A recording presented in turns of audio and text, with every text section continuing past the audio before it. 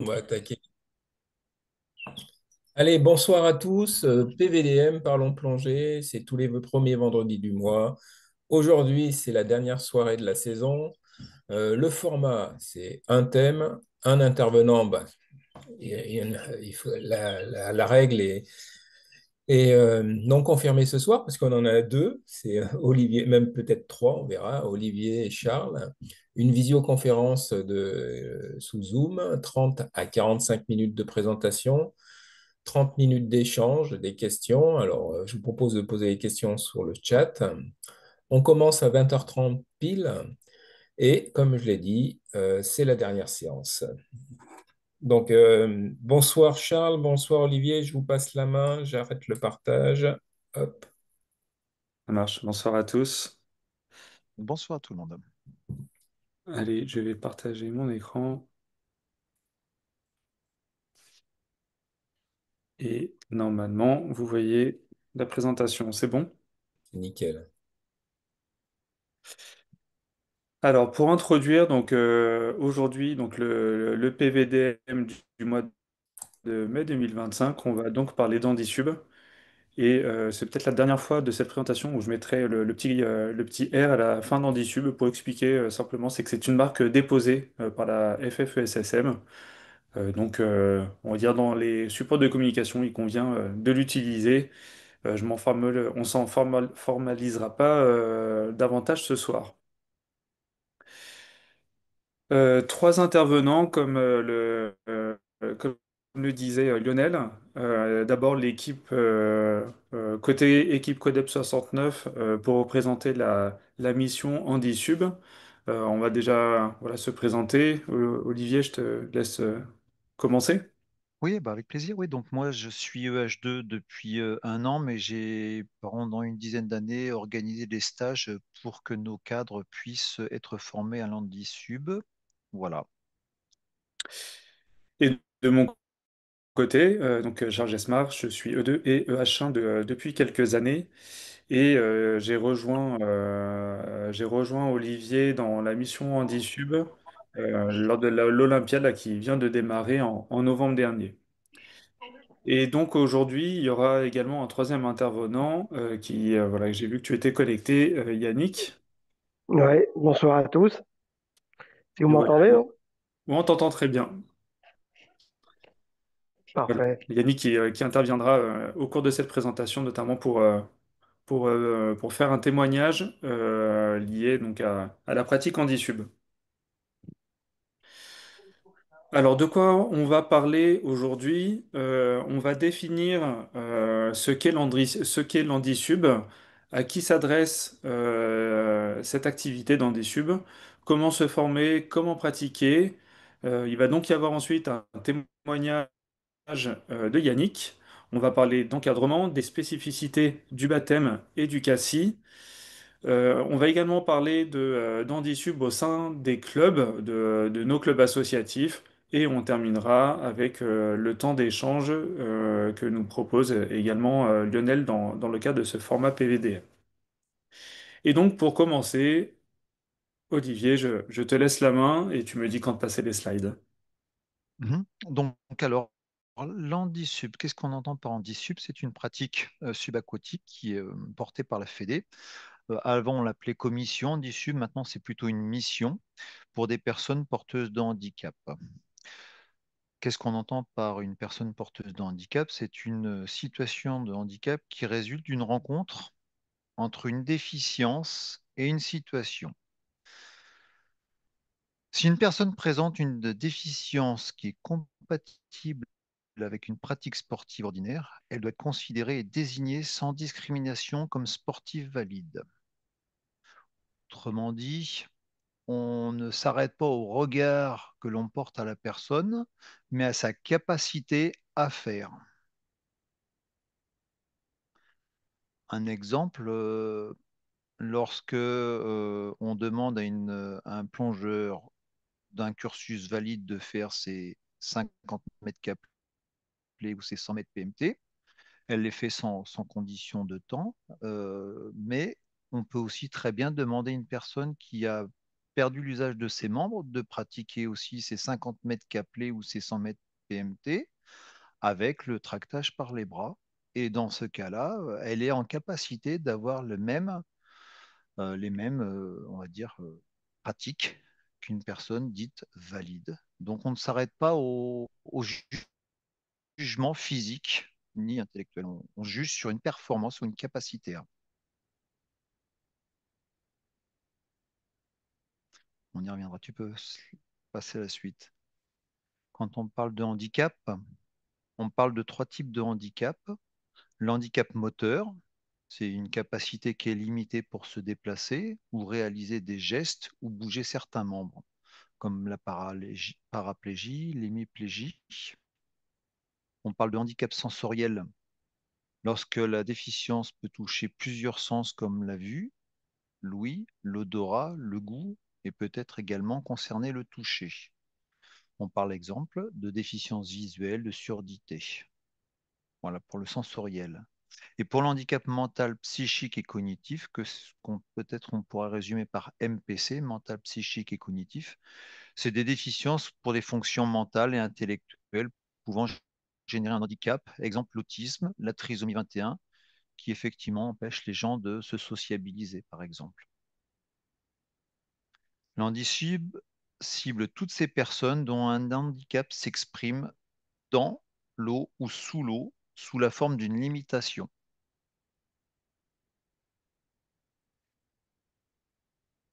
Si tu peux passer à la suite. Alors, malheureusement, il est bien obligé de définir deux types de handicap parce que ces deux types de handicap vont ensuite engendrer deux types d'encadrants ou deux types de cursus. On va parler d'handicap modéré et d'handicap majeur. En fonction de leur niveau d'autonomie, les personnes en situation de handicap sont considérées comme handicap modéré ou majeur.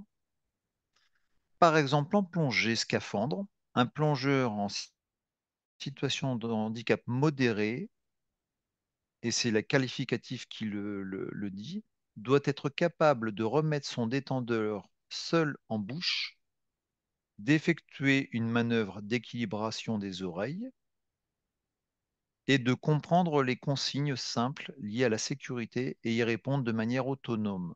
Remonte, ça va pas. À partir de ces trois critères-là, si la personne répond positivement à ces trois critères-là, quel que soit visuellement son handicap, elle n'est pas donc considérée comme un handicap majeur, mais un handicap modéré. Et parfois même, la limite entre le plongeur d'un cursus, on va dire, standard, donc une personne valide, à un handicap modéré, la limite est assez faible. Une personne d'handicap modéré peut, par exemple, switcher vers un cursus valide et un cursus valide d'un cursus handi modéré. Tout va dépendre de la situation et du jour même. Alors Yannick nous en parlera tout à l'heure. Mais ce qui est important, ça c'est la limite. Un handicap modéré ou un handicap majeur va définir par la suite le type d'encadrement. Si je peux également ajouter quelque chose, peut-être pour dépasser un petit peu les images qu'on peut avoir de ces trois critères, faut pas forcément se limiter aux façons dont on a l'habitude de voir la réalisation de ces éléments en plongée, comme on peut l'avoir chez des plongeurs valides. Remettre son détendeur seul en bouche, certains peuvent y arriver sans utiliser leurs bras ou leurs mains. Effectuer une manœuvre d'équilibre vibration des oreilles. Ici, s'il y a des encadrants, probablement, vous savez qu'il y a d'autres façons que le Vassalva. À nouveau, quelqu'un qui n'a pas l'usage de ses bras ou de ses mains peut tout à fait apprendre une manœuvre d'équilibration des oreilles qui ne nécessite pas l'utilisation des mains. Et pour la compréhension des signes simples liés à la sécurité, faut pas uniquement s'imaginer les signes de plongée classiques. On peut très bien mettre en place des signes spécifiques qui vont permettre de communiquer. Et à nouveau, à partir du moment où on peut communiquer de manière simple avec un plongeur, même si ce n'est pas en utilisant les signes classiques, on peut tout à fait être considéré comme plongeur avec handicap modéré.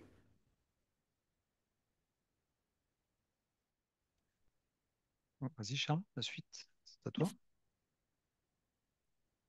Alors, la FFESSM, au total, donc c'est une fédération qui va encadrer beaucoup d'activités. Il y a certaines activités voilà, qui sont assez connues et qui sont pas mal mises en avant, comme la plongée en scaphandre ou l'apnée. Il y a au total 16 commissions aujourd'hui, notamment le tir sur cible. Alors je mets trois petits points et je m'aventurerai pas à les lister les 16 parce que je suis à peu près sûr que j'en oublierai, mais c'est vraiment, il faut voir ces silos comme les différentes activités qui sont proposées par la FFE-SSM. Jusqu'à il n'y a pas si longtemps que ça, il y avait une commission Tube à part entière et qui permettait vraiment d'encadrer la pratique de la plongée sous-marine en scaphandre pour les personnes en situation de handicap. Récemment, il y a eu une modification assez structurelle au niveau de la FFESSM qui a mis en place ce qu'on appelle les missions.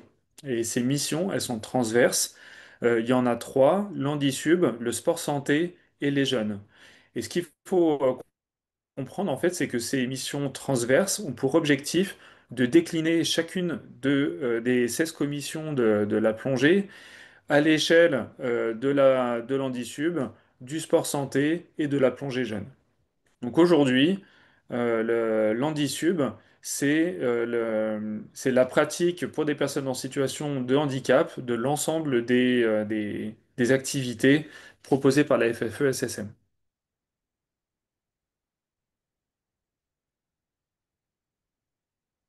Alors comment sont encadrées ces activités? Euh, eh bien déjà, le code de sport qui est appliqué aux activités subaquatiques que l'on connaît hein, dans nos activités, en fait, il ne différencie pas les pratiquants valides des pratiquants en situation de handicap. Vous pouvez l'ouvrir, le relire. On ne fait pas du tout cette distinction. En revanche, le MFT, le manuel de formation technique, qui est lui édité par la FFESSM et qui, quelque part, met en application le code du sport, va apporter une distinction et va définir des règles spécifiques à la pratique et à l'enseignement des activités pour les personnes en situation de handicap. Donc c'est vraiment au travers du MFT que l'on va apprendre quelles sont les règles liées à la pratique et liées à l'encadrement des activités de la fédération de la FFESSM pour les patients en situation de handicap. Alors jusqu'en 2023, seule l'activité de plongée sous-marine, donc ce qu'on appelle aujourd'hui ici la commission technique, va disposer d'un cadre qui permettait de décrire l'enseignement pour les personnes en situation de handicap. Depuis 2024, on a un tronc commun euh, qui définit les règles communes à l'ensemble des activités subaquatiques, et ce tronc commun va être complété par des conditions spécifiques pour chaque activité. Donc depuis 2024, hein, vous voyez que c'est vraiment récent. En récupérant la présentation, vous verrez que les liens sont cliquables pour aller vers le tronc commun ou vers vers les différentes spécificités. Aujourd'hui, il y a trois activités de la FFESSM qui ont décliné leur cadre Handisub, l'apnée, la commission technique et la commission tir sur cible subaquatique. Alors d'autres activités à venir, c'est probable. Aujourd'hui, donc j'ai posé la question récemment au comité Aura et il n'y avait pas aujourd'hui de connaissances, en tout cas de projets vraiment euh, prêt à être publié, mais il est probable que d'autres activités viennent à publier leurs conditions spécifiques pour l'accueil de personnes en situation de handicap. Alors, si on peut revenir juste un tout petit peu en arrière, un complément d'information.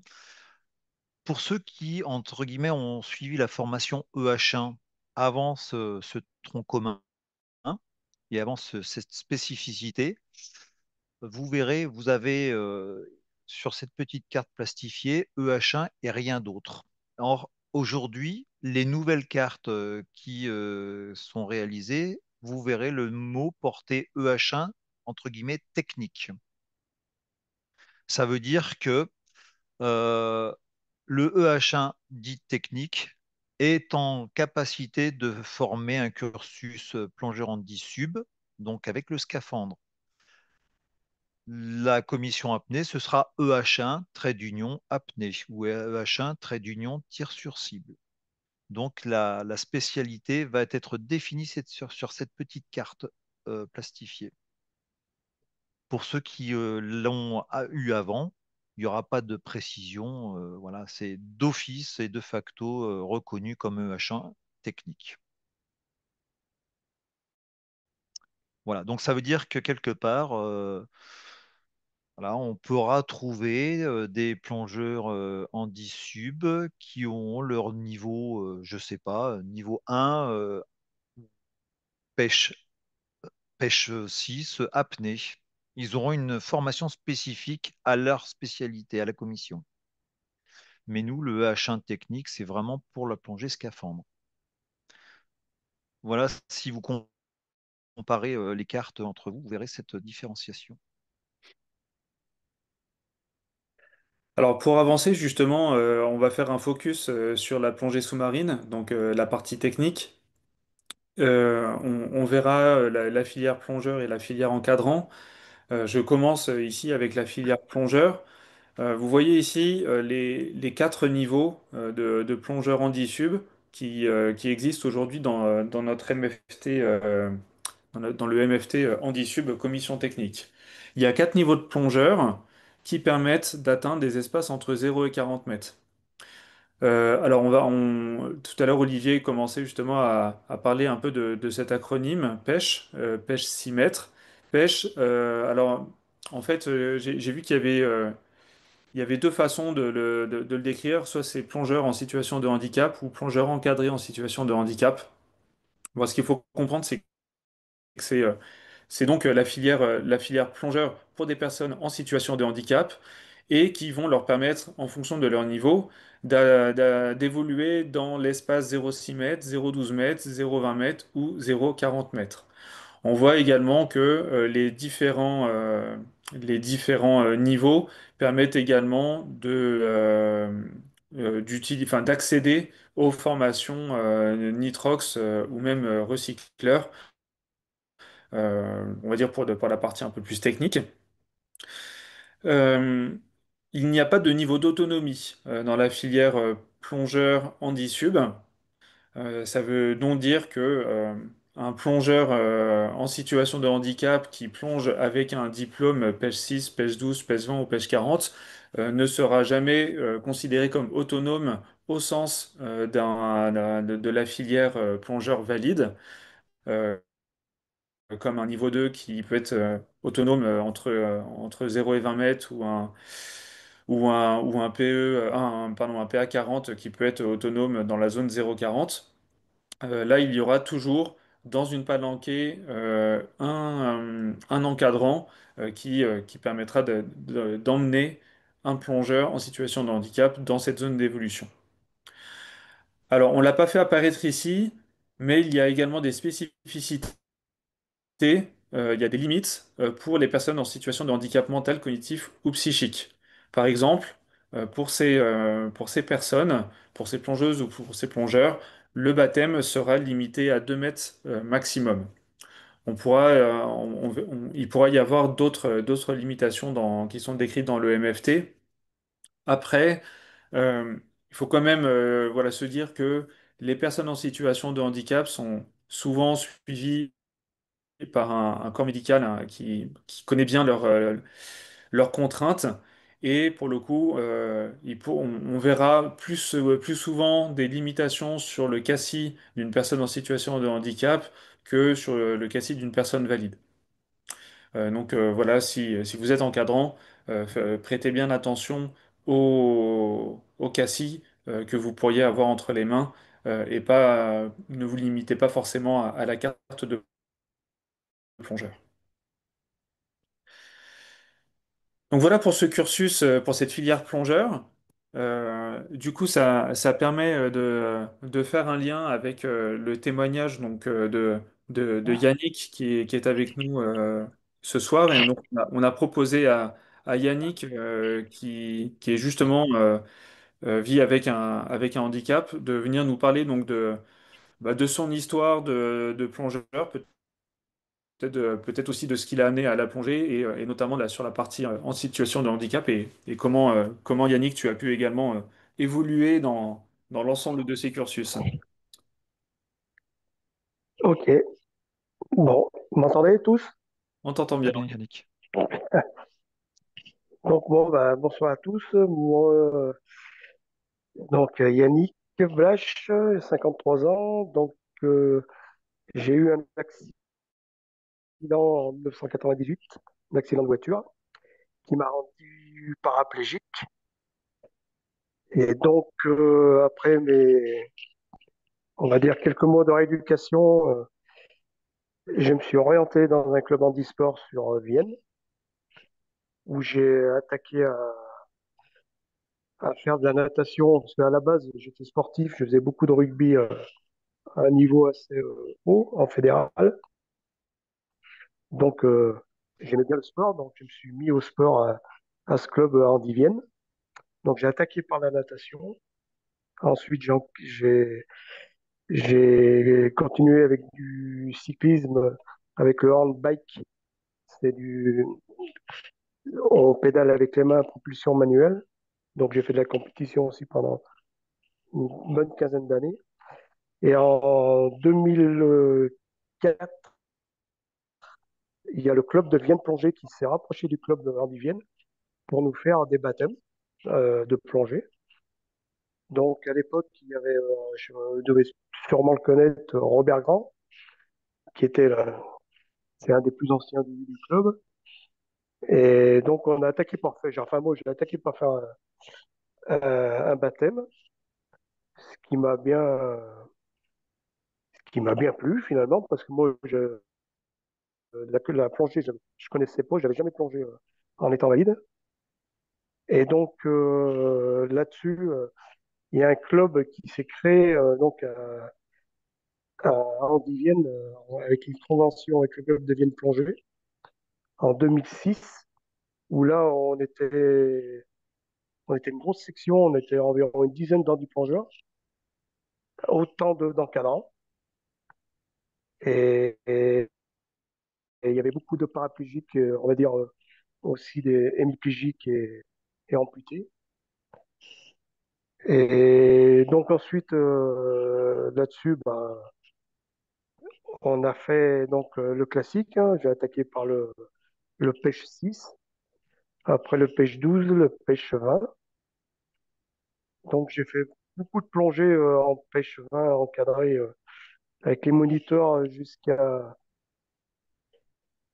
pendant, je me rappelle plus bien, mais au moins 5 6 ans sur le pêche. Après, comme les encadrants de l'UM Plongée ont vu que je me débrouillais bien, ils m'ont validé mon niveau 1 valide. Donc, suite à ça, eh ben, c'était une bonne reconnaissance déjà pour moi, parce que j'avais pas mal travaillé là-dessus. Et donc, beaucoup de plongées. Tous les coins, bien sûr, en Méditerranée. On a fait l'Égypte, le Mexique, Martinique. Dernièrement, on a fait Oman et on a le projet d'aller au Kenya. Merci. Et donc, j'ai Nathalie, ma femme, qui plongeait pas du tout non plus, qui avait jamais eu la plongée. Donc, Quand moi je partais plonger, elle restait sur le bateau. Au bout d'un moment, elle s'est dit bah, pourquoi pas faire un baptême. Donc c'est ce qui s'est passé. Ça lui a plu, donc elle a enquillé sur son niveau 1. Ensuite, elle a fait son niveau 2. Suite à ça, bah, elle a continué, elle a passé son E1. Et puis, comme elle suivait bien, comme elle me suivait, bah, elle s'est formée au EH1 et dernièrement je sais plus comment ça s'appelle, MPC. au MPC, voilà. Et donc là-dessus, bah, comme elle était niveau 2 et qu'on avait le projet de pouvoir partir en mois tous les deux et pour être autonome, donc il fallait que je passe mon niveau 2. Donc c'est ce que j'ai fait. Ça n'a pas été une tâche facile, mais au départ, des personnes n'étaient pas très convaincantes pour m'aider à passer ce niveau 2. Donc j'ai insisté avec des amis, quand même, on a insisté pour que je valide ce niveau, donc c'est ce qu'on a fait.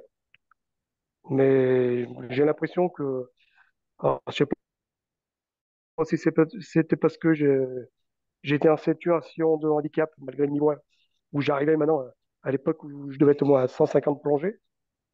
On voulait me mettre un peu des bâtons dans les roues, comme on disait. Donc j'ai insisté, on a insisté, et j'ai réussi ce niveau 2, mais il a fallu quand même que je passe quand même sur avec 3 MF1.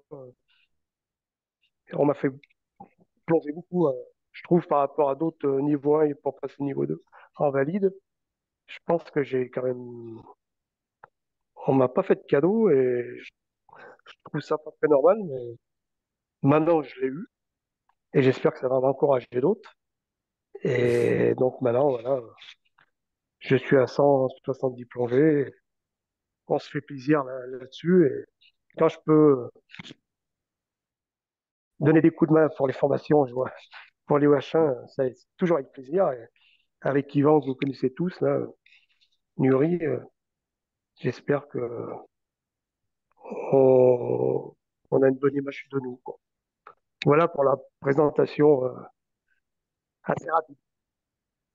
Et alors, moi, j'ai peut-être une question, mais du coup, aujourd'hui, quand tu pars en voyage ou sans forcément aller loin en bord de mer et que tu présentes ta carte niveau 2, est-ce que, est-ce qu'on fait confiance à ta carte et à ton carnet de plongée et ça pose pas de problème ou est-ce que, à nouveau, tu dois te battre pour Bah, en pouvoir fait, plein d'autonomie ouais, tant que je suis avec le club, ça s'est encore pas trop présenté où on est tous les deux avec Nathalie. Ça, on l'a encore jamais fait. Mais après, avec les clubs, chaque fois où je vais, on me demande pas, du moment que j'ai mon niveau. Après, c'est toujours pareil. Moi, par rapport à d'autres, je m'équipe tout seul. Je veux dire, ma combi, je la mets tout seul. Je, on me donne vraiment un coup de main. C'est quand je suis assis sur le bateau pour m'aider à m'approcher de la bouteille. Et après, je me débrouille tout seul, quoi. Il n'y a vraiment pas d'obstacle. Mais il y a d'autres. Ouais, je dis pas que sur une palanquée, tant qu'on connaît les gens, ça va, ils ont l'habitude. Mais après, si c'est avec d'autres personnes, ouais, il se pourrait qu'ils nous regardent avec un œil de travers. Mais du moment qu'après, on fait comme tout le monde en niveau 2, on fait les, comment, le débrief avant la plongée avec comme tout le monde. Il y a pas de, il y a pas de. C'est sûr que moi, je vais quand même beaucoup les orienter en la personne qui va faire une palanque avec moi. Déjà, je vais lui dire qu'il s'écarte un peu de moi pour éviter de lui mettre des baffes. Comme je brasse beaucoup, s'il veut pas perdre son détendeur, il faut qu'il se mette un peu loin. Mais après, je suis un plongeur lambda. du moment que je suis dans l'eau, après, je suis comme n'importe qui, hein. Voilà, je pense que je t'ai répondu ce que tu Ouais, voulais, ouais, mais très bien, ouais. Et, Un beau témoignage. ouais, et effectivement, ça montre que la frontière, en fait, enfin, voilà, on parle de, on aurait tendance à ranger les personnes qui ont le handicap de Yannick en sub tout de suite. Or, on voit que pour faire le lien avec le début de la présentation et ce que disait Olivier sur la classification, bah, qu'en fait, là dans l'eau, en l'occurrence, bah, ça s'exprime pas sous la forme d'une limite, parce qu'une adaptation permet tout à fait de répondre aux critères attendus par le MFT pour un plongeur valide niveau 2. Et donc là, voilà, la frontière peut être passée. Et aussi bien pour un plongeur en situation de handicap physique sensoriel. Ce sera probablement plus difficile pour une personne en situation de handicap mental, psychique et cognitif. ouais. Et voilà. Enfin, je pense que les personnes, le handicap fait encore peur Mm. par rapport ou à la confiance. Parce que moi, je pense que il y a beaucoup de personnes qui voulaient pas que je le passe, qui m'ont jamais demandé pourquoi déjà je voulais le passer, quoi. Mm. Moi, ma priorité, c'est pas de descendre à 40 mètres, faire de la profonde. Moi, c'est pas ma priorité. Moi, c'était surtout de pouvoir plonger avec Nathalie en autonomie, tranquillement. Parce que jusqu'à 20 mètres, on voit quand même beaucoup de choses. Il n'y a pas besoin de. Et je pense qu'ils avaient peur aussi. Les remontées PA, moi, j'en ai mangé, je trouve, un paquet, moi. Mais euh, après, euh, je pense que chaque handicap, même paraplégique comme moi, il y aura beaucoup de, il y aura beaucoup de, on n'aura pas la même façon de faire une remontée PA, par exemple.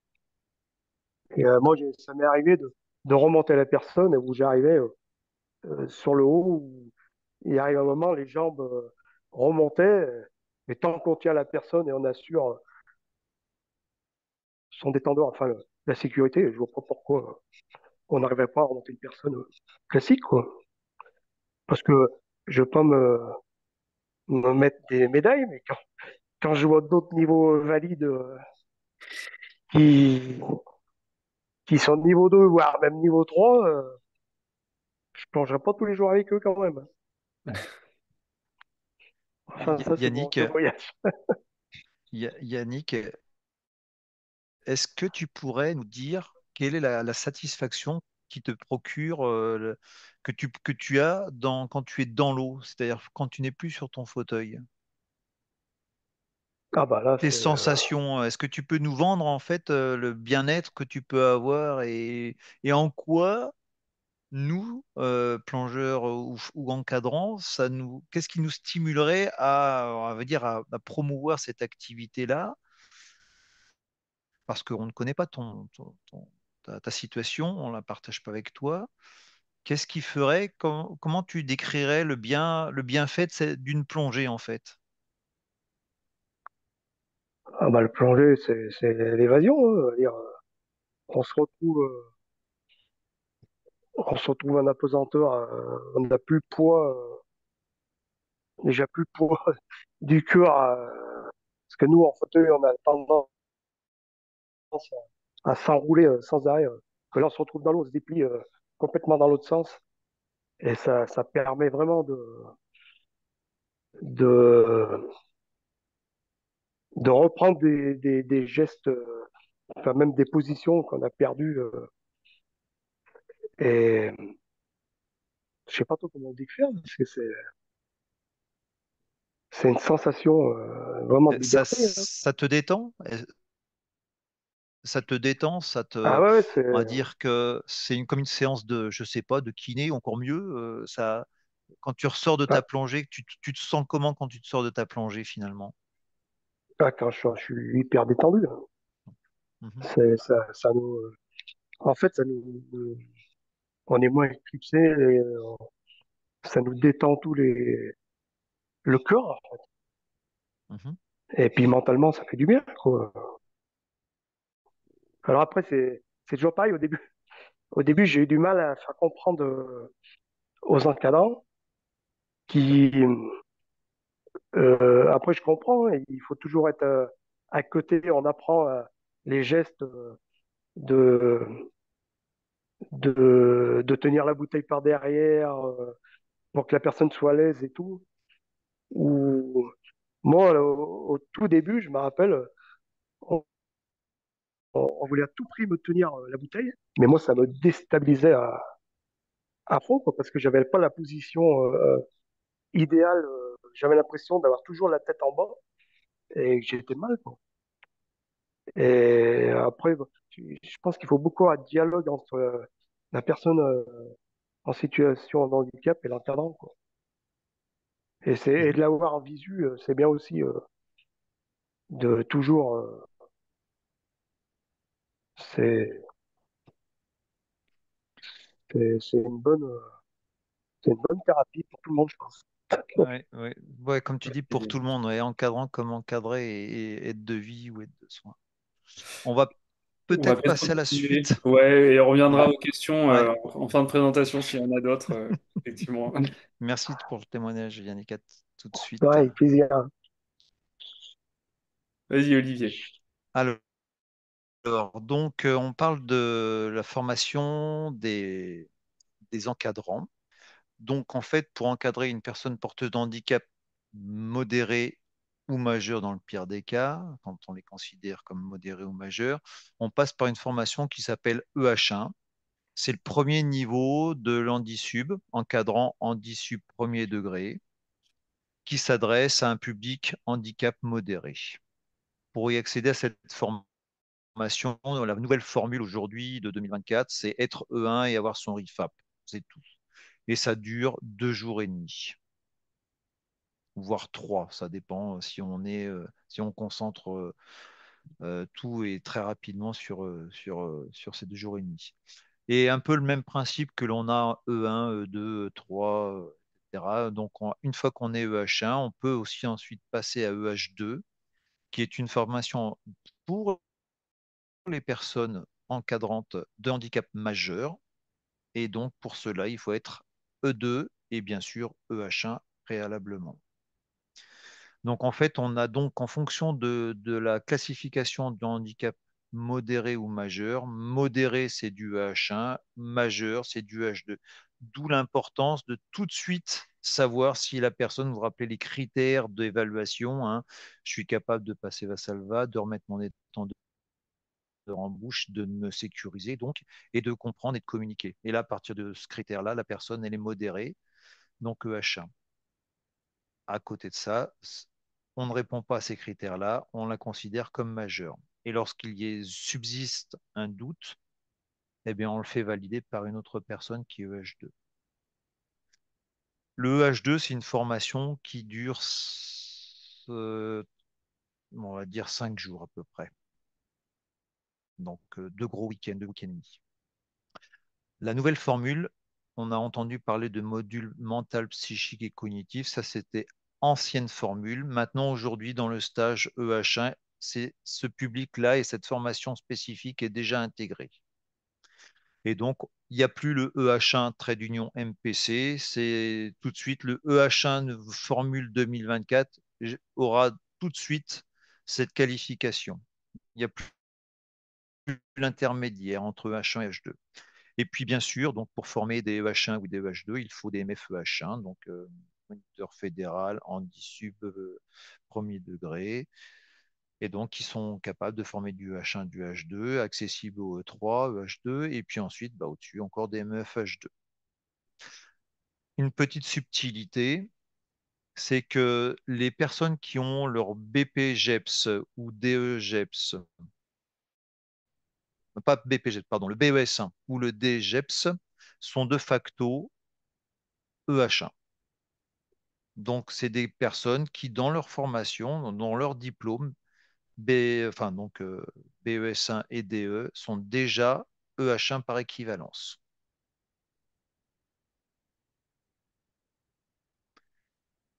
Yannick a précisé qu'il était plongeur valide ou l'as commencé. Oui, oui, vas-y, passe au CACI. Donc, en parlant du CACI, donc le certificat médical, bien sûr, nous, dans la formation personnes valides ou personnes porteuses de handicap, on doit avoir un CACI. Donc, forcément, pour un public handisub, le CACI a toute son importance parce qu'il va falloir effectivement que le médecin fédéral du sport ou adapté mette des précisions sur ce CACI. Par exemple, ça peut être une précision sur la limitation de la durée de la plongée, de la profondeur, plongée par jour, bien évidemment, et, une eau peut-être à 30 degrés, enfin, ou valable que 3 mois, renouvelable si besoin.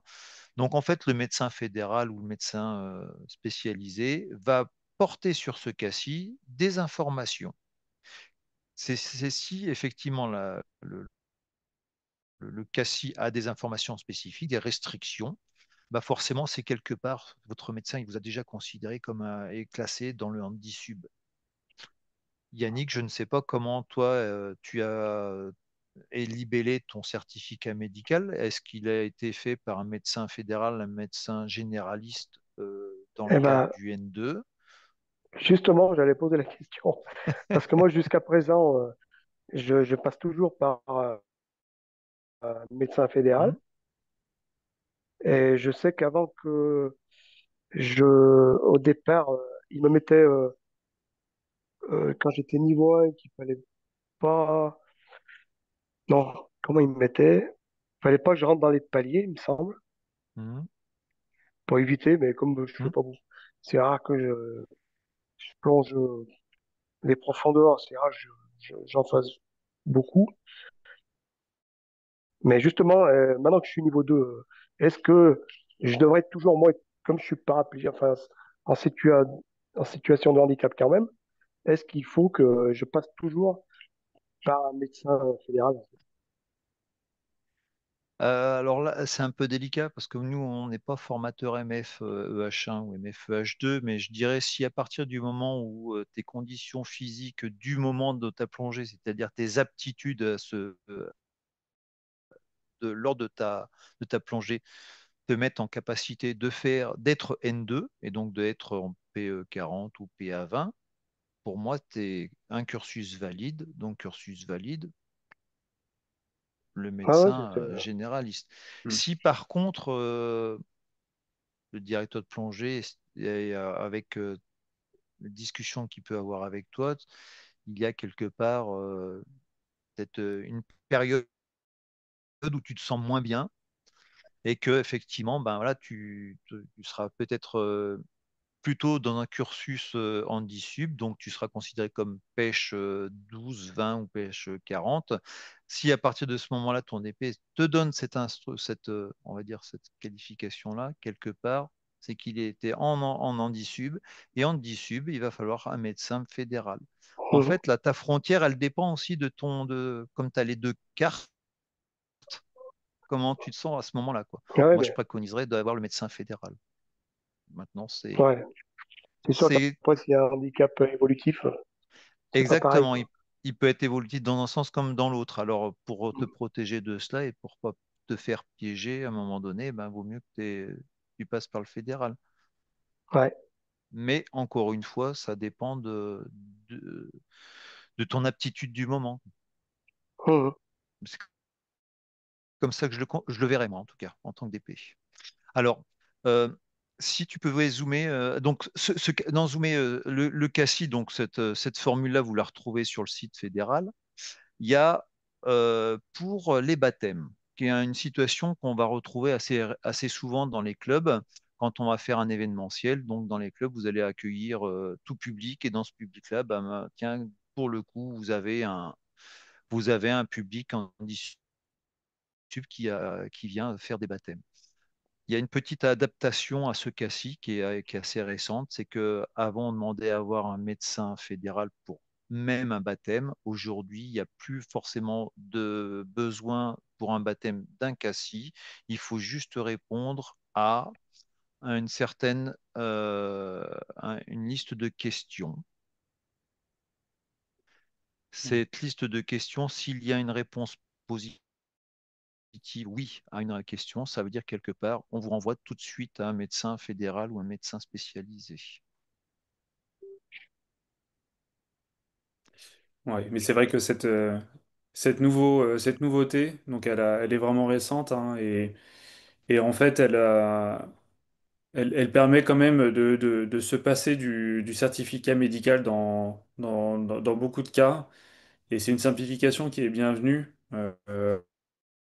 parce que voilà, quand c'est des événements qui ne sont pas forcément planifiés, on devait systématiquement refuser des personnes en situation de handicap parce qu'elles n'avaient pas de certificat médical.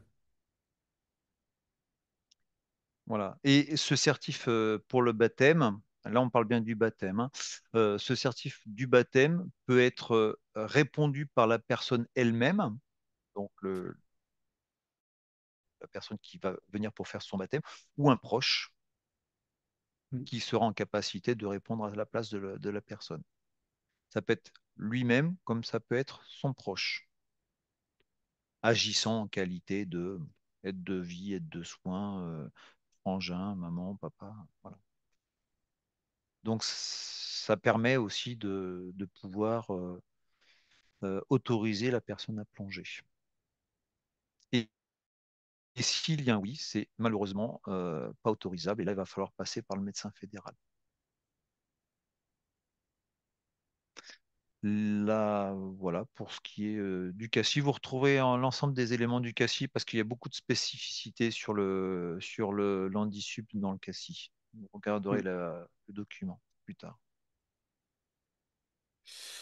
Alors je passe à une autre partie qui concerne donc, le développement de l'handicap dans les clubs. Alors dans les clubs associatifs, hein, c'est peut-être un peu plus ce qui nous touche ici.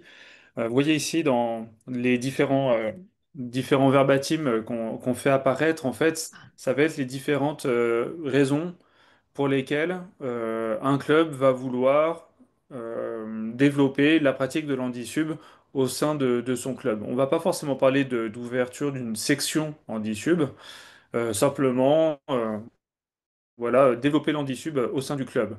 Ça peut être pour se distinguer des autres clubs, ça peut être pour pouvoir accueillir un autre public et son entourage parfois plus gratifiant que des plongeurs valides. Ça peut être aussi pour donner un nouveau souffle, un nouveau relais aux encadrants qui ont, entre guillemets, fait le tour de l'encadrement de personnes valides. Ça peut être pour répondre à des politiques municipales et j'irai même un peu plus loin aussi aux politiques de la fédération, parce que ça fait partie du programme fédéral de développer les activités en DSUB. L'inclusion des personnes en situation de handicap, là on reviendra dessus, mais inclusion dans la mesure du possible, hein, voilà. Et également pour des raisons financières, parce que le, le développement de pratiques handi-sub, enfin, de manière générale, le développement d'activités permettant d'accueillir des personnes en situation de handicap va donner l'accès à certaines subventions, que ce soit des subventions publiques de la part des villes, mais aussi à certains programmes de banques, par exemple, qui peuvent vous accompagner au travers de subventions. Euh, alors, Euh, là, je vais vous présenter quelques étapes qui peuvent permettre de lancer une activité handisub au sein d'un club. Je vous présente ces étapes parce que je les ai suivies personnellement pour le développement de l'activité handisub au sein de mon club de plongée. Alors là, je les ai classées arbitrairement en quatre étapes, mais on pourrait les séparer en deux ou en six étapes. Ça, c'est ma vision, mais ce qu'il faut comprendre, c'est que globalement, c'est plutôt à l'intérieur, il y a différentes étapes par lesquelles il est intéressant de passer.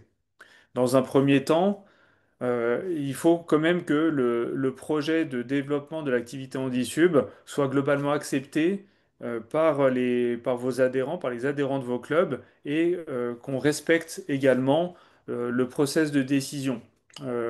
C'est pas un encadrant tout seul qui va décider de développer l'handisub.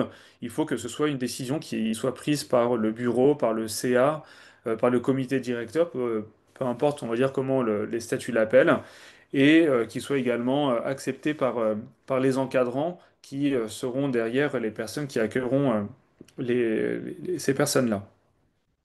Là-dessus, pour comprendre quels sont les,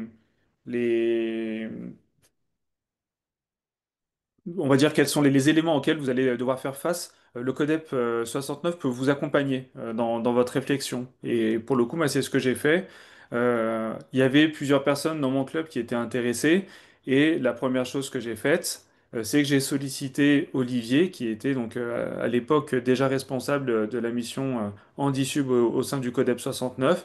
Et je lui ai demandé, sur une soirée en visio, de venir présenter l'Handisub aux encadrants de mon club, de manière à ce qu'on puisse savoir à quoi on allait faire face et également poser toutes nos questions. Une fois qu'on a pris une décision de développer l'Handisub, va falloir former les encadrantes et les encadrants au minimum au EH1. On l'a vu pourquoi dans la filière encadrante. Là encore, le CODEP peut vous accompagner. Le CODEP 69 va organiser une session de EH1 par an jusqu'à présent.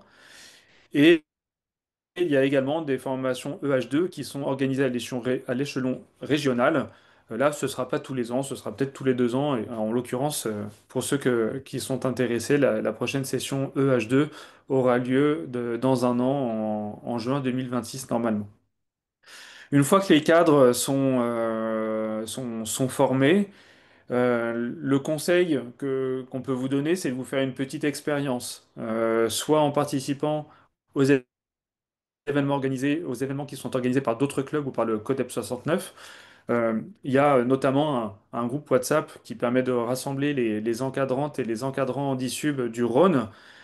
Sur ce groupe WhatsApp, les clubs, donc les encadrants qui sont présents peuvent parfois publier un événement en disant, voilà, on organise une soirée baptême, une journée baptême qui est disponible tel jour pour venir nous prêter main forte.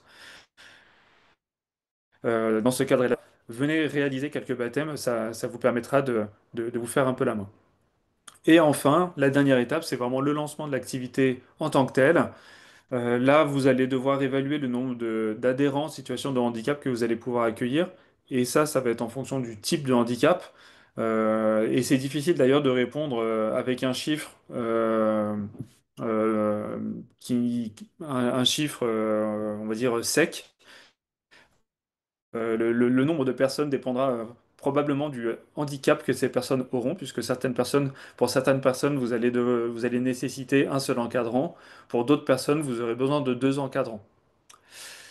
Il faudra ensuite organiser l'activité ou réorganiser l'activité de manière à accueillir ces personnes dans vos créneaux piscines. Et enfin, communiquer via votre site, via vos réseaux sociaux, via le CODEP, euh, ou n'importe quel type de communication sur le fait que vous avez développé cette activité au sein de votre club. Alors ça, c'est quand tout se passe bien, mais le parcours, il est pas simple. Il y a quelques difficultés que vous allez pouvoir rencontrer. Déjà, l'adhésion des autres plongeurs et le problème de cohabitation entre les lignes d'eau. Donc c'est un problème à avoir en tête et vous ne pourrez pas le régler sans y avoir pensé auparavant. Vous ne pourrez pas le régler simplement au dernier moment au bord de la piscine. C'est vraiment quelque chose qu'il faut avoir pensé en amont. Les horaires de pratique et la durée des créneaux.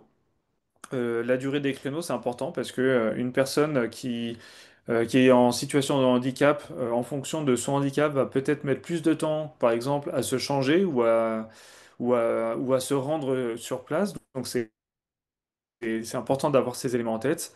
La disponibilité régulière des encadrantes et des encadrants et leur patience aussi pour accueillir l'ensemble de ces personnes. L'équipement adapté, on va parler de combinaisons spécifiques, du masque facial pour certains types de handicap, notamment la trisomie 21 qui va nécessiter souvent un masque facial. Un gilet adapté, imaginez par exemple une personne hémiplégique qui ne dispose que de son bras droit, eh bien, ça va être plus difficile d'utiliser son inflateur. On va donc adapter le gilet pour disposer de l'inflateur à droite. L'accès PMR, personnes à mobilité réduite, que ce soit au niveau du site, au niveau du vestiaire, des douches, des sanitaires, au niveau du bassin, la circulation générale. En milieu naturel, tous les clubs, toutes les SCA n'ont pas forcément un équipement adapté pour pouvoir accueillir des personnes en situation de handicap. En communiquant sur le développement de l'activité handicap dans votre club, vous pourriez avoir des demandes pour des personnes en situation de handicap majeur nécessitant l'encadrement EH2.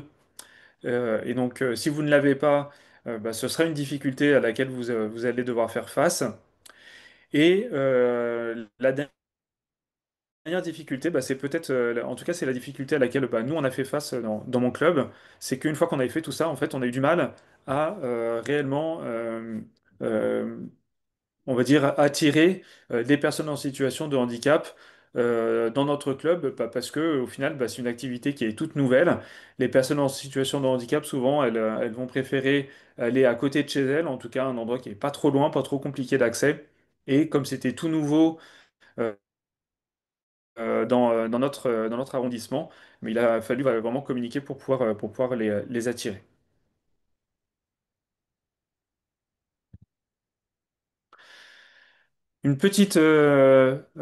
Quelques petites statistiques désormais pour le handicap dans le Rhône. Aujourd'hui, donc, sachez qu'il y a 73 encadrantes et encadrants handicap dans le Rhône. Vous avez la répartition entre les EH1, EH2 et MFEH1. Vous comprendrez en faisant la somme qu'il n'y a pas de MFEH2 dans le Rhône. Et ces 73 encadrantes et encadrants sont répartis dans 31 clubs.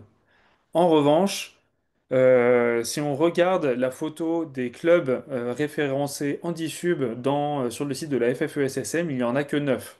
Ça veut dire que sur les 31 clubs, ben, au final, il y en a 22 qui disposent d'encadrants et d'encadrantes HandiSub, mais qui n'ont pas coché la case plongée handicapé. Alors, c'est pas, le libellé n'est pas forcément, on va dire, le meilleur sur le site de la fédération, mais si vous êtes utilisateur du site de la Fédé pour votre club, que ce soit en tant que présidence, secrétariat ou direction technique, en fonction des clubs, bah, peut-être que vous connaissez cette page-là, et c'est donc sur cette page que vous allez pouvoir cliquer et sélectionner la partie HandiSub. Donc si vous voulez faire profiter en tout cas de votre encadrement HandiSub à des personnes en situation de handicap, pensez à compléter la fiche de votre club. Voilà Puis, pour cette partie. attends, Charles, une petite précision sur les statistiques. En fait, une personne porteuse de handicap, quand elle prend sa licence FFE-SSM, il n'y a pas de distinction sur cette licence-là. Ce qui veut dire que, en fait, nous qui aimons savoir effectivement, alors dans tel club, combien on a de pêche 6, on sait le définir parce que si le pêche 6 a été, on va dire, saisi sur le site fédéral, ça a délivré une carte pêche. Donc statistiquement, on sait dire, tiens, il y a quelqu'un qui a fait un pêche 6 ou un pêche 12, donc un cursus handi-sub, 6 mètres, 12 mètres 40. En revanche, s'il n'y a pas eu de délivrance d'une qualification, on ne sait pas. La personne porteuse de handicap n'est pas visible pour nous qui essayons de savoir qui est en capacité ou qui a déjà accueilli un public handi-sub dans son club. Là, cette information-là, de bouche à oreille. Hmm, tout à fait. Et globalement, ben, on ne sait pas dire si la question pouvait être posée. Où sont les clubs qui sont les clubs qui ont déjà formé au pêche 6, au pêche 12, à part s'ils ont forcément validé le qualif, sinon on ne le sait pas. Alors, c'est très bien, ça permet de ne pas avoir de distinction sur ce public, mais quelque part, nous, statistiquement, on ne sait pas le dire. Voilà. Hormis si la qualif a été délivrée et validée sur le site fédéral. C'est que bouche à oreille. Et au même titre, les petits livrets pédagogiques, aujourd'hui, curieusement, n'existent pas.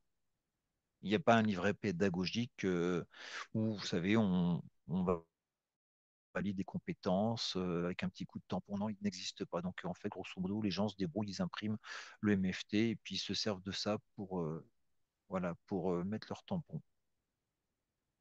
Il y a encore quelques progrès à faire. Ouais. Vas-y, Charles. Alors, là, donc, on a illustré quelques photographies qui, en fait, vous montrent sur ces deux images des techniques de mise à l'eau. À gauche, bon, dans un milieu naturel. Là, c'est une personne tétraplégique. Et à droite, eh ben, c'est notre Yannick qui se prête au jeu de qui se prête au jeu de rôle, puisque à droite, on est C'est lui, hein. dans le stage EH1, n'est-ce pas, Yannick? Vas-y, raconte-nous. Ah ouais, c'est des bons moments. Ça fait. Donc Yannick est très joueur. Alors du coup, comme il a déjà un peu d'expérience, on lui demande de faire le baptisé, hein, et de jouer le jeu de rôle qu'il sait Ouais, je très leur fais bien la faire. misère, hein. Donc voilà un exemple de mise à l'eau. Ce qu'il faut savoir, c'est que quelque part, on n'a pas besoin hormis, vous voyez, à la photo de gauche, il n'y a pas besoin d'un matériel spécifique, juste la plateforme. À droite, on utilise une chaise, mais globalement, on sait mettre une personne dans l'eau sans avoir un matériel spécifique. On y arrive, hein. Tout ça, ça fait partie de la formation du H1. Ensuite, là, on a deux exemples. À gauche, baptême en milieu artificiel, où vous voyez effectivement, si on vous laissait deviner, que dans la photo de gauche, au milieu, hein, du groupe, là, c'est la personne baptisée. En dessous de cette personne, donc c'est, on va dire, celui qui a la spécificité Handisub, qui a normalement le regard porté sur le regard du baptisé, qui ne le lâche pas d'un poil. Et au-dessus, on va dire quelque part, c'est la personne qui est le propulseur et le guideur. Dans ce trio-là, à savoir que celui qui est au-dessus, là, celui qui guide ou qui propulse, n'a pas forcément besoin de la qualification d'issue. Celui qui doit l'avoir, c'est celui qui a les yeux dans les yeux. Un seul suffirait. Et à droite, Yannick, je te laisse commenter. Voilà, c'est la position que j'ai, ça. Je sais pas qui c'est. Mais C'est toi, voilà, moi, ça, c'est non? la même. Bah, j'arrive pas à voir. Ah, si, on va dire que c'est toi, mais en plus jeune, peut-être. Ah ouais, le masque jaune, ouais, ouais, ouais, avec les gants bleus, ouais. Ah ouais, c'est toi, ouais. Ouais, ouais, donc mes palmes aux mains, ouais, c'est. Donc on a une position, ouais, qui est très. On est à l'aise, là.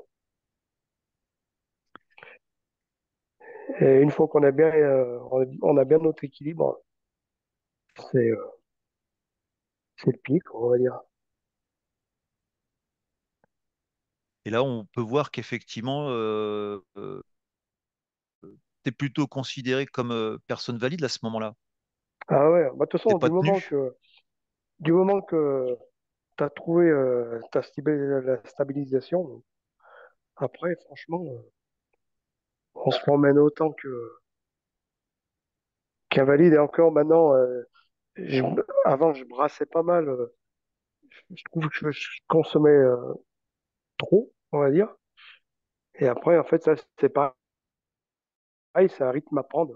Faire des gestes lents et vraiment se laisser porter. Et enfin, on en apprend tous les jours, quoi. Mais on arrive à faire des belles plongées, quoi. Maintenant, plonger, moi, je plonge beaucoup avec un 15 litres. Et généralement, c'est des plongées de 50 minutes faciles, quoi. En remontant avec 80 barres. D'accord. Est-ce que tu demandes parfois de l'aide pour que la personne te propulse quand tu es un peu Ouais, fatigué, alors ça, contre-courant? c'est pareil. C'est pendant le brief. Si, alors c'est comme on disait tout à l'heure, les signes. Euh, on s'invente des signes. Moi, ça va être histoire de faire un battement avec les mains, ou alors je fais vraiment il y a du courant avec le poing. Et là, je leur dis généralement, je m'accroche à la bouteille et allez-y, palmez. Mais c'est rare. S'il y a vraiment, généralement, même sur le bateau, si vraiment il y a du courant, et généralement, je préfère, tant pis, je loupe la plongée, mais parce qu'après c'est galère, hein. Si c'est vraiment pour s'essouffler, parce que quand il y a vraiment du courant, je, au beau moment, je suis assez costaud, mais il y a un moment, c'est Il faut que tu pour aies une cramer là. assistance quelque part. Ouais. Mais j'avais essayé avec les petits propulseurs là, qui font les. Mais il y en a des tout petits maintenant là, qui font à peu près, on va dire, 50 centimètres par 10 de diamètre. J'avais essayé avec un système de ceinture là, mais ça me déséquilibre dans tous les sens. Ça, c'est pas une. Pas pour moi, ça va Ok, pas. parfait. On arrive pratiquement à la fin, Charles. On arrive à la fin, effectivement. On a prévu un petit formulaire d'évaluation de la présentation si vous souhaitez répondre à quelques questions, rien d'obligatoire. Il y a d'autres informations qui sont postées régulièrement et surtout par Olivier sur le site Andisub du CODEP. Et puis on vous donne également l'adresse mail donc de la mission Andisub. Donc c'est reçu à la fois par Olivier et par moi. Si d'aventure vous vouliez voilà, lancer un projet de développement Andisub dans vos clubs, on sera ravis de pouvoir vous accompagner là-dessus. C'est super. Merci beaucoup, Olivier. Merci beaucoup, Charles et puis Yannick, hein, bien évidemment. Euh, Et puis, En termes de questions, bah, on n'a pas eu de questions. Vous avez été vraiment très, très clair. Mais moi, j'en ai deux, trois. Et puis, ah, bah, Benoît aussi. Benoît. Vu qu'on n'est pas nombreux, tu peux enlever ton micro, Benoît. Mais alors, il y en a une. Est-ce que alors, que ce soit Olivier ou Charles, est-ce que vous pouvez vraiment préciser euh, quels sont les critères qui vont faire qu'on va mettre la personne en handisup ou pas? Parce que, bon, vous avez donné, mais franchement, si j'ai quelqu'un qui arrive dans mon club, est-ce que je me réfère qu'au CACI ou est-ce que quelque part, quels sont les filtres d'entrée qui vont me faire Hmm, que je vais le hmm, diriger sur une filière ou l'autre? hmm. Il est vrai que, si je peux me permettre, Charles, de donner un peu l'expérience par rapport à... On parlait tout à l'heure qu'on ne juge pas sur un critère visuel et parfois, effectivement, on prend des adhérents que l'on n'a peut-être pas correctement observés au départ, à qui on fait les premiers démarrages du cursus niveau 1, parce que visiblement, la personne ne vous a pas tout dit dans l'entrée dans le club. Puis au fur et à mesure des premiers gestes techniques, vous apercevez qu'il y a quelque chose qui ne va pas dans le comportement ou dans l'assimilation du geste. Et là, tu te dis, euh, il me semble il y a un comportement anormal ou un comportement un peu bizarre qui fait que j'ai des doutes sur cette personne-là. Pourtant, tu l'as accueilli et effectivement, tu n'as rien vu. Il n'y a qu'au fur et à mesure que tu t'es aperçu que peut-être que la personne, elle avait un dysfonctionnement, ou peut-être que cette personne, elle avait un léger autisme. Et tu t'en es pas aperçu. Puis après, tu t'en aperçois. Donc tu te dis, ben, tu te reposes la question. Et effectivement, c'est là où tu te dis, ben, mince, est-ce qu'il ne faudrait pas aller creuser un peu plus dans le détail pour savoir si c'est une personne que je dois considérer dans un cursus standard, donc N1 ou PE, hein, PE20, ou est-ce que je dois la considérer dans un cursus pêche, donc plongeur en cadre. Mais en du coup, situation de handicap. la personne qui n'a pas suivi de formation handicap, tu vas dans un club qui n'a pas de moniteur handicap, comment cette personne va pouvoir faire cette démarche? Ben, en fait, au départ, elle ne la fait pas. Tu Oui. l'accueilles. Généralement, en plus de ça, c'est ton président qui va prendre les inscriptions et Ah, qui va pas, au premier abord, va pas se rendre compte d'une certaine déficience. d'accord. Donc, Mais c'est après. le simple fait d'avoir un cassis qui dit que la personne est parfaitement apte à faire un niveau 1, c'est pas suffisant quelque part. D'accord, Au début, non. Au début, ça ne l'est pas. Ça te rassure parce qu'il y a le cassis, il y a la licence, tout va bien.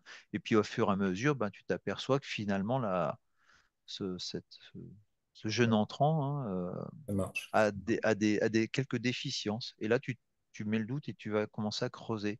Et c'est là que tu vas t'apercevoir si tu peux aller plus loin dans le cursus standard niveau 1 ou si effectivement, il faut quand même que tu prennes des précautions et d'aller vers un cursus pêche. Et à contrario, une Ouais, personne avec handicap peut parfaitement faire un cursus classique. ouais. Exactement. Ouais. Et ça, c'est presque.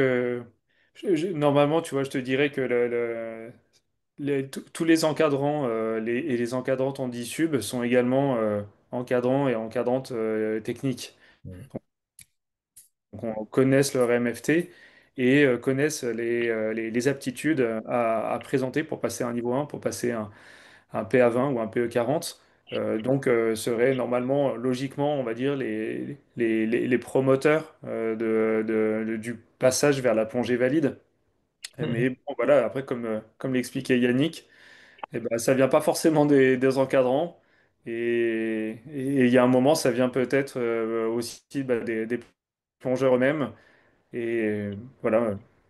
Ouais, je comprends. Ouais. Benoît, je te laisse poser ta question, puis je reviendrai avec la Ah, mienne. j'ai une question et puis un petit retour d'expérience aussi.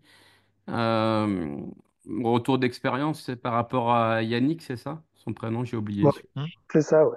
Et je connais très bien Yvan et j'ai contribué à sa formation quand il était GP. Et justement, pour répondre à ces questions, quand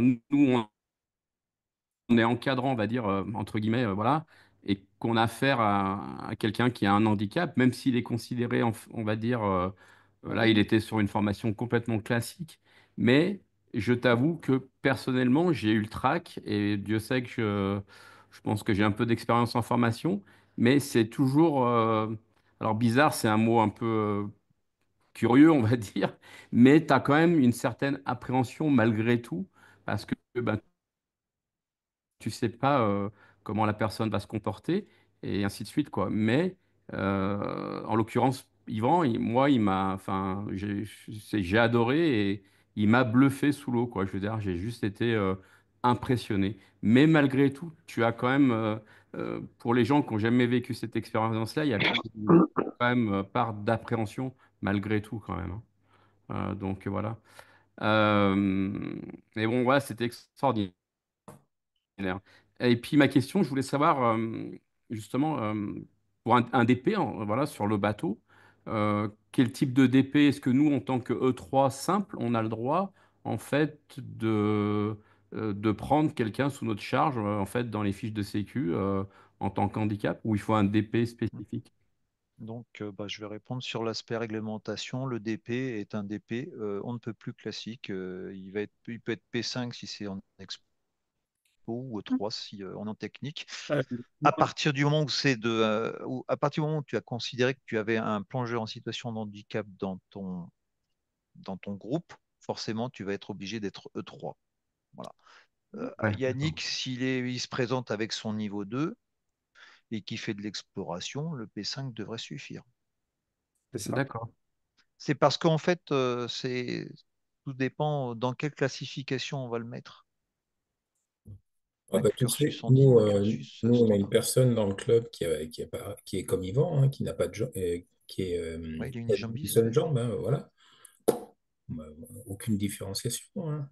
Ouais. Et vous l'avez considéré cursus handi sub ou cursus standard? Non, non, standard dès le départ. Standard, ouais, bon, voilà. Elle nageait très très bien avec une jambe, mais pas de souci, quoi. Donc vous avez jugé des capacités et des aptitudes A Ah ouais, et tout à fait. pas une observation sur un manque d'un Mais membre, justement, Olivier, par qu'est-ce exemple. qui te permet, je veux dire, nous, on est que simple formateur, entre guillemets. Justement, est-ce qu'on est apte, quelque part, à juger? Tu vois, euh, tu vois ce que je veux dire? On n'a pas de Non, formation. Donc, c'est. tu n'es pas le seul à juger. Il y a le Hum, cassis. d'accord. Parce que- C'est-à-dire sur le cassis, si ton médecin va mettre aucune restriction, bah là, t'as donc aucun doute, tu peux le prendre en tant que cursus standard. Mhm. Si ton médecin met une restriction, Oui. D'accord. Parce que tu vois, bah, tu tu vas te poser connais des l'Aquatic questions. Club, donc Mhm. il y a des gens que tu as formés là-bas en Andisub et on avait donc Mathias c'est un autiste Asperger, je crois, on dit, et il a commencé en fait la plongée en tant que handi et en fait la plongée lui a tellement apporté de bénéfices que finalement aujourd'hui, ben, c'est un niveau 1, il n'a plus d'handicap en fait, Invalide. tu vois. Et c'est voilà. Mhm. Le bienfait de la plongée, justement pour rebondir sur Yannick par rapport au ressenti, tu vois. Mathias, on l'a connu, c'était vraiment alors un autisme, voilà, Asperger, c'est pas non plus fou, on va dire, mais c'est un gamin qui était un peu isolé, et ainsi de suite. Et la plongée lui a amené en fait tous ces éléments-là où aujourd'hui, ben, il discute avec tout le monde. Et si tu sais pas qu'il a un autisme, en fait, tu peux jamais le deviner, quoi. Tu vois, les bienfaits de la Ouais. plongée, ce qu'ont pu lui amener, quoi. Donc pour nous, c'était quelque chose de formidable, quoi, si tu veux, hein. Mhm. Est-ce que Mais vous vous êtes avez... passé par une Ouais. phase d'évaluation quelque part à un moment. Ben, ça s'est fait naturellement, si tu veux. Mhm. C'est-à-dire, il a commencé, il a passé son niveau 1, donc, alors je pense que c'est le pêche, je connaissais pas les niveaux, hein, vous m'excuserez. 6, Voilà, le 12. pêche Page 10-12, 12. voilà. Et en fait, il y a un moment donné, ben, les personnes qui sont là-bas en Handisub, ben, on a vu, enfin, ils ont vu le profil évoluer et ils ont demandé un certificat peut-être un peu plus complémentaire. Et en fait, aujourd'hui, il est niveau 1, quoi, il est PE20, donc ni plus ni moins. Et il a complètement évolué, même dans sa façon d'être, si tu veux, quand il vient au club, c'est plus du tout la même personne, quoi. Tu vois, donc les bienfaits, en fait, de l'apport, quelque part, voilà. Donc, c'est un retour d'expérience aussi que nous, on a vécu en direct. C'est juste hallucinant, quoi. Je veux dire, Mhm. bravo. J'avais encore deux, trois questions. Tu vois. Ah, ça vient au fur et à mesure, en fait, Ouais, c'est ça. ouais, ouais. En termes, ok, j'ai compris qu'il faut avoir un niveau d'encadrement, mais est-ce que vous avez un, est-ce qu'un, donc j'ai vu qu'il y avait deux personnes qui encadraient un plongeur, d'accord, à un moment donné, Mhm. sur des Mhm. photos. Mhm. Est-ce que c'est systématiquement un moniteur pour un plongeur dans la plongée handicap, ou est-ce qu'il peut y avoir plusieurs? Je pense que c'est difficile, hein, j'en sais rien, mais est-ce qu'il y a des limitations, comme on peut l'avoir dans le code du sport, sur les palanquets? Tu peux avoir des Euh, palanquets mixtes. mhm. Donc tu ne peux tu peux n'avoir qu'une seule personne en situation de handicap dans la palanquée, D'accord, mais tu peux compléter la palanquée avec une autre personne encadrée valide. D'accord. ça marche. Et, et par la même occasion, ton GP qui encadre tes plongeurs n'est pas obligé d'être un GP Oui, qualifié en voilà. 10 sub. D'accord. C'est-à-dire que ton GP va te permettre de plonger encadré, Mhm. mais ton pêche, puisque c'est sa qualification, pêche 6, pêche 12, lui, il va être encadré par son propre Ah, moniteur en 10 d'accord, oui. sub. Il va avoir son EH1 ou son EH2. Mhm. Et puis, autour de ça, il peut y avoir le GP qui va venir prendre une palanquée complète avec des personnes N1, N2 dans la même palanquée. Donc, le DP, il est en fonction de, effectivement, c'est un E3 parce que sans qualification spécifique. Le GP, il peut être sans qualification spécifique. Par contre, celui qui accompagne le handi le Il a une pêche, qualification, oui. 6 ou pêche 1, le qualif pêche 6, voilà, il aura sa qualif EH1 ou H2 selon ses prérogatives. Et les prérogatives de la palanquée seront celles du plus pénalisant, bien sûr. Forcément. Mhm. Ça va de soi. Quand même. Et Euh, qui ouais. forme donc les EH1, c'est un comment? MFEH1. Achat, Qui- ouais. Ça rend pas 1%, donc. Hmm. Ce que je veux dire par Voilà, c'est que on entend MF EH1, c'est pas parce que tu es MF1 d'un côté et EH1 de l'autre que tu es MF EH1. Non, il faut être EH1, puis EH2, puis MF EH1, puis MF Alors, EH2. qui C'est forment dans des... le Rhône, quoi, finalement. Mhm. Parce que moi, je t'ai vu organiser déjà, Dans ouais, le je t'ai Rhône, vu déjà personne. organiser des sessions EH1. Et donc, tu avais qui avec toi, alors, pour former? Et ben là, du coup, on fait appel à des moniteurs, donc des MF EH1 d'Aura. Euh, et le dernier en date qui est validé, c'est donc Vivant, ouais. Yvan Nury, Ah, que je sollicite en tant que formateur, puisqu'il est nouvellement qualifié MFEH1. d'accord. Sinon, c'est Dominique Bruyas, Ok. D'accord. Laurence Verdier dans le 42. Enfin, bref, je fais appel dans cette organisation-là Et à des c'est fantomatique, formateurs hein. extérieurs. C'est Mhm. fantomatique, hein. Euh, Et que la pyramide des, on va dire que la pyramide des MFEH1 et puis MFEH2 sont quand même très limitées. ouais, j'avais une autre question, mais j'ai un trou de mémoire. Ça va peut-être Alors, m'aider. je vais poser la mienne. Tu nous avais dit, donc il y a 31 moniteurs hein, dans le Rhône, mais on sort combien? Est-ce que vous avez des stats de combien de cartes vous sortez par an? Comme c'est quoi? C'est une dizaine de, je sais pas, je me rends absolument pas compte de, de Tu veux dire des plongeurs cartes formés. EH1? Non, Des non, Non, non, plongeurs non, non, formés? non, de dans plongeurs des formés, cartes pêche. pêche. Incapable de te dire. Et il n'y a pas de stats qui sortent, vous pouvez pas les avoir au niveau de la fédé, rien? D'accord. Je sais pas. Moi, je joker, je dis. Je sais pas. Non, c'est toujours intéressant de tracer un peu pour voir si ça s'améliore, si, ouais, tout à fait, ouais. Ouais. Non, mais Mais c'est pas à la Fédé, il n'y a pas de. Parce que quand on reçoit. Maintenant, ils reçoivent une carte, non? Qu'ils soient pêche 6, Oui, pêche oui, 12. oui, oui, oui. À partir du Et moment où tu formes. du moment qu'elles sont éditées, il n'y a pas moyen d'avoir des stats. Si, si. Si, après, c'est délicat aussi à partir du moment, enfin, de manipuler ces données-là. Ah ouais. Faut faire attention et il faut effectivement faire bon usage et expliquer en fait quel est le traitement qu'on devra faire avec ces données. ouais, Ouais. c'est Bah, des un peu statistiques. dommage, ça, mais bon. Ouais, mais dès que ça porte en fait sur un sujet sensible, Ouais, donc ouais, je sais bien. automatiquement, C'est normal, ouais. c'est obligé, quoi. Donc on va dire. Non, non, mais c'était super intéressant en tout cas. Moi, j'ai appris plein de choses. Enfin, bravo. Oui. Et puis d'avoir fait participer Et Yannick, je trouve puis, que ça oui. donne. Ben voilà, Ça c'était donnait super. du relief. On va lui Ouais. acheter un Ah, propulseur, un vrai. ouais. Ouais. Tu le mettras, Charles, dans le budget. Voilà, faut mettre un. Mais sur Aura, hein, pas Kodak quand même, parce que. C'est une très belle histoire, Yannick. C'est vrai que ça mérite d'être. Ah bah, Ouais, bah c'est Être sûr qu'on entendu. essaye d'avancer comme ça, mais Et mais c'est c'est bien. top, ouais, c'est justement, top. c'est. Alors, oui, moi, je tiens à préciser que grâce à des gens comme Yannick, quand on fait nos stages EH1, dans le stage EH1, il y a 2 jours de théorie et une demi-journée pratique en piscine. Et depuis que j'organise ces stages-là, on met un point d'honneur à pouvoir faire pratiquer nos stagiaires sur des personnes porteuses de handicap et pas sur des jeux de rôle. Mhm. Là, cette année, c'est encore été encore plus compliqué à organiser parce qu'il fallait des pêches, donc des personnes porteuses de handicap en situation de handicap, donc majeures et modérées, donc avec du mental, du psychique, du cognitif, du physique, qui était un peu lourd à organiser, mais au moins ça a pu permettre à nos stagiaires de démystifier d'abord ce milieu du handicap et de s'apercevoir que finalement, bah, on est formé maintenant à transférer une personne du fauteuil au sol, du sol à l'eau et inversement.